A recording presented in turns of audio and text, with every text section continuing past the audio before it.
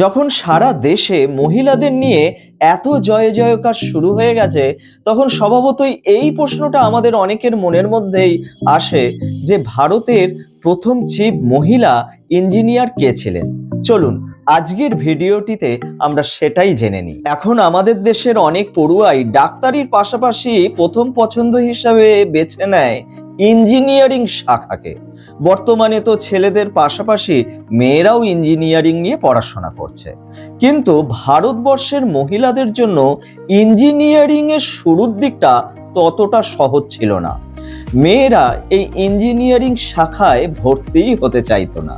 তবে পরিস্থিতি বদলালো 1944 সালে। আমাদের দেশ পেল তার প্রথম মহিলা ইঞ্জিনিয়ারকে। তবে সংখ্যাটা একজন ছিল না, ছিল তিনজন।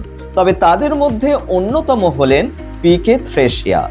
ইতিহাস যাকে দেশের প্রথম চিফ ইঞ্জিনিয়ার হিসেবে চেনে। 1924 সালের কেরলের এক খ্রিস্টান পরিবারে জন্মগ্রহণ করেন থ্রেসিয়া। তার বাবা ছিলেন একজন কৃষিবিদ, তবে বাড়িতে ছিল শিক্ষার পরিবেশ। কিন্তু আজকের মতো সেই সময় ইঞ্জিনিয়ারিং নিয়ে পড়াশোনা করার এত রেয়াত ছিল না। থ্রেসিয়া ভয় পেলেন না, তার প্রধান ভরসা হয়ে দাঁড়িয়েছিলেন তার বাবা।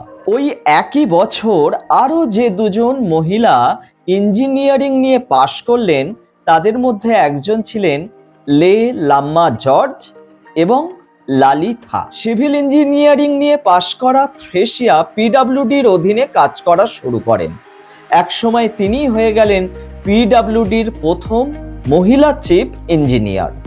শুধু ভারতবর্ষে নয়, তিনিই হয়ে গিয়েছিলেন গোটা এশিয়ার প্রথম মহিলা চিফ ইঞ্জিনিয়ার। আমার এই ধরনের ইনফরমেটিভ ভিডিওগুলো যদি আপনাদের ভালো লাগে, তাহলে অবশ্যই আমার ভিডিওটিকে শেয়ার করবেন এবং আমার ফেসবুক পেজটিকে ফলো করবেন। আর আপনি যদি আমার ইউটিউব চ্যানেল থেকে ভিডিওটি দেখেন, তাহলে অবশ্যই আমার ইউটিউব চ্যানেলটিকে সাবস্ক্রাইব করবেন।